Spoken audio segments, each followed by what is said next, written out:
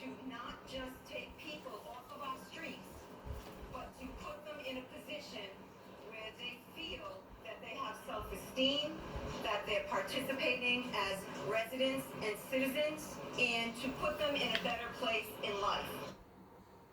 That's the mayor of Woonsocket, Lisa Baldelli Hunt, talking about the Dignity Bus to house the homeless. The mayor is in with us this morning. Good morning, Mayor. Good morning. Welcome. Thanks for coming all the way down. Thank you for the invitation. You didn't take the bus, but that's something, that bus. It's going to house the homeless. Do you think it's going to work, or is it a gimmick, Mayor? Oh, it's not a gimmick.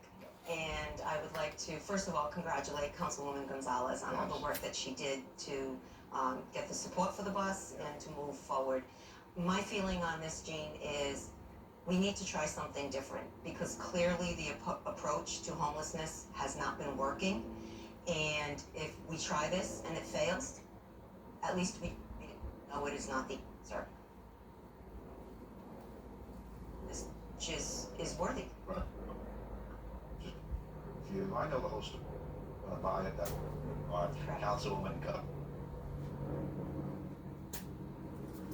it's there. You know, it doesn't work out for the homeless, so they're going to tell us if they like it or not.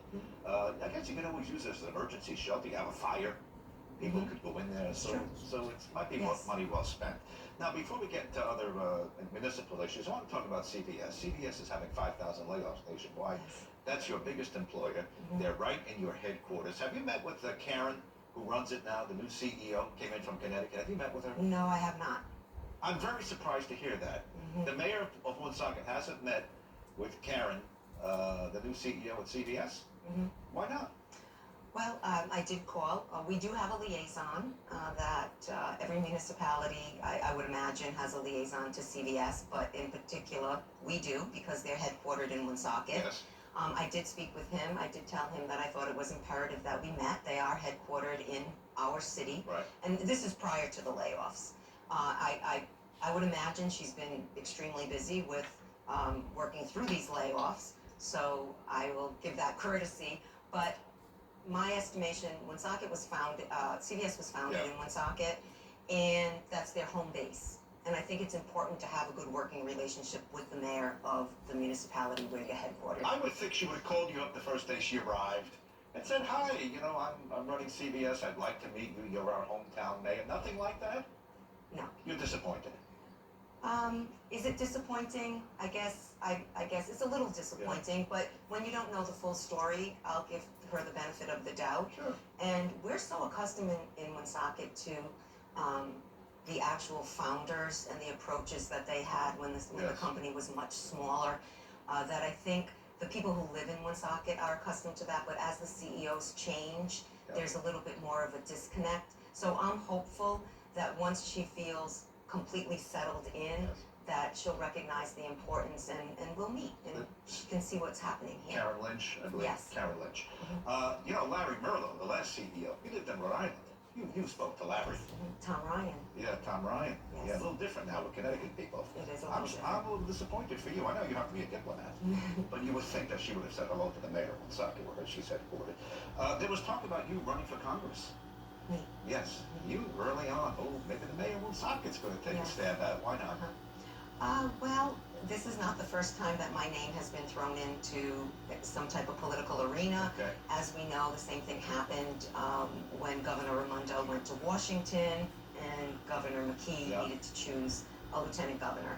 It's something that was brought forward to me, and same thing in this situation. Do I think I could do a good job? I do. I think that I'm an old school Democrat, Jean. I believe in helping hands. I don't believe in handouts. I believe that you need to make people responsible, and you need to help them to get to that point if they've had a rough start in life or even during life. So I think I would bring some type of a balance, but the reality is that the city of Woonsocket right now today is where I want to be. We have some pretty major projects underway that we're excited about. I'll let you talk about those, but I just want to wrap this up. You said you're an old school Democrat. That means you're a Kennedy Roosevelt Democrat. You're like a lot of other mayors around here. Absolutely. Some of them behave like Republicans, but they know they can't get elected as a Republican. You know what I'm saying? I know what you're saying, but I would just like to tell you what my feeling is on that. We don't behave like Republicans. And I know I'll get criticized for this, but to the point where I feel I should give up the party that I've been a part of since I was able to vote.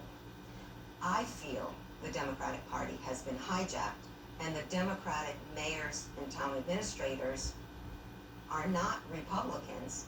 It's just that they're old school Democrats. Okay, I see what you're saying, that we're Kennedy Roosevelt, the Democrats, or Roosevelt Kennedy. Well, who's hijacked you? Sabina Montos? That's a far-left candidate. Even farther to the left is Aaron Regenberg. And Alexandria Ocasio-Cortez. We can go on and on. Are those the hijackers? Well, anyone who is far to the left Yeah. is not an old school Democrat. So there was talk about you running. Do you have anybody you'd like to endorse? Stephen Casey is a Democrat who, I spoke to him. He kind of sounds a little like you in how he thinks. Now, by the way, you have a familiar relationship with him. Yes. In-laws, just by disclosure. Are you leaning towards Stephen Casey? He's a state rep from your city.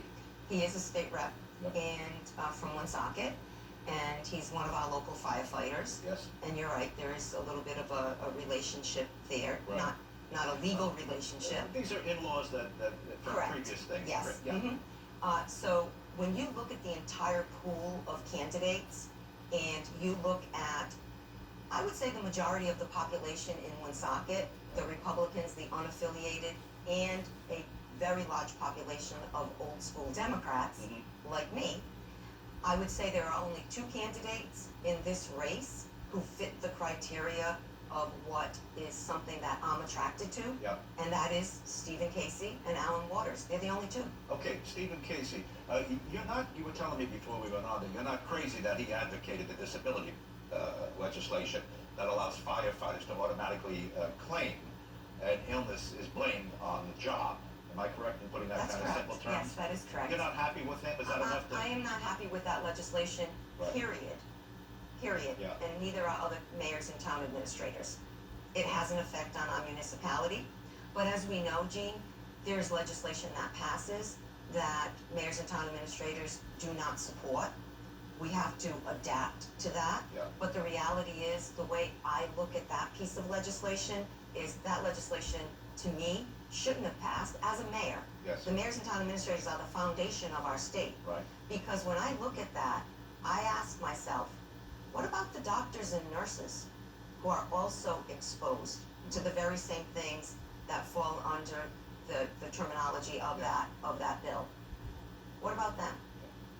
Well, the firefighters have a better lobbyist, I suppose. But they got what they want, and they're going to be able to, if they get sick in certain things, they'll be able to blame it on the job, and that's going to open up the checkbook. Correct. That you have to write the check.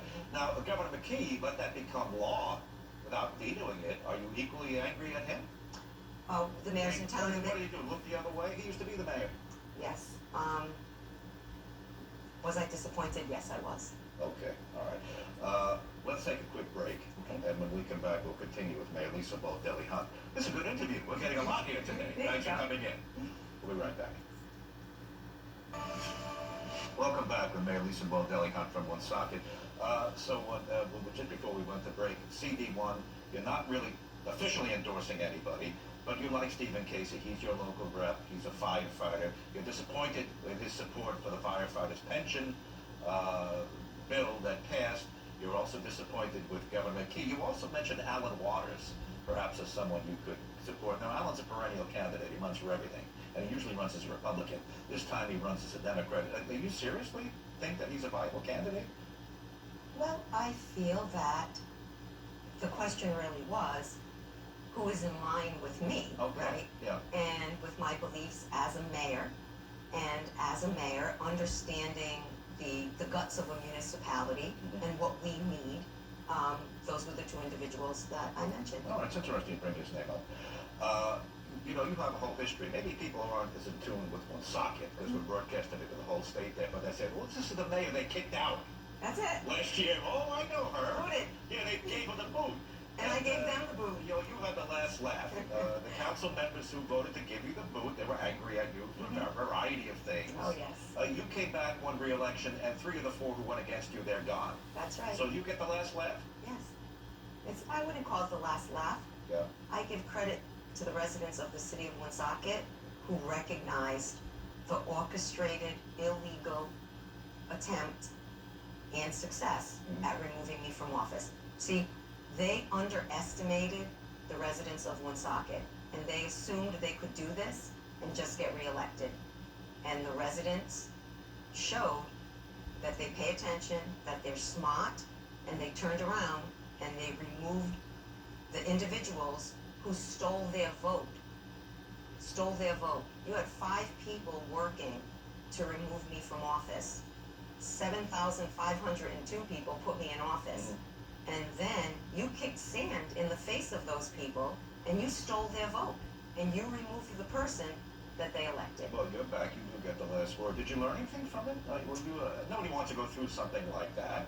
You say, I got knocked down a peg, but I'm back. And did it change you in any way? Well, I'll tell you this, Gene. What they did was orchestrated. To this day, I believe if we took the time and spent the money and we dug in, that we would find that they actually had communication with each other. And I believe that the person who put the charges forward, Denise Sierra, lied under oath. And if you notice something, none of them were questioned. None of them had the guts to come off their stage and get questioned by the attorneys. I did. I had nothing to hide. They clearly had things to hide. They didn't want to be under oath. We just have less than a minute, so there's a lot of topics I'd like to get to, but I'll have you on the radio. And Okay. we'll continue with this. I know the Attorney General is going after you for sewage discharge. I know that you have crime problems. I know that you have school problems. But just take 30 seconds and give us a reason to come to Woonsocket. For those who may not come your way, why would you like us to come again 30 Come seconds? to Woonsocket because the taxes have been continually lowered. Our roads are always being paved. Our parks have all been improved. We're at the Golden Triangle between Providence, Boston, and Worcester, and our real estate has a lot to offer. And I know you want a train station Yes, to we get do. people up to Boston. That's right. Mayor Bo Delicon, thanks for coming in. Thank you. And thanks for joining us at the news conference. I'll see you next week with the governor.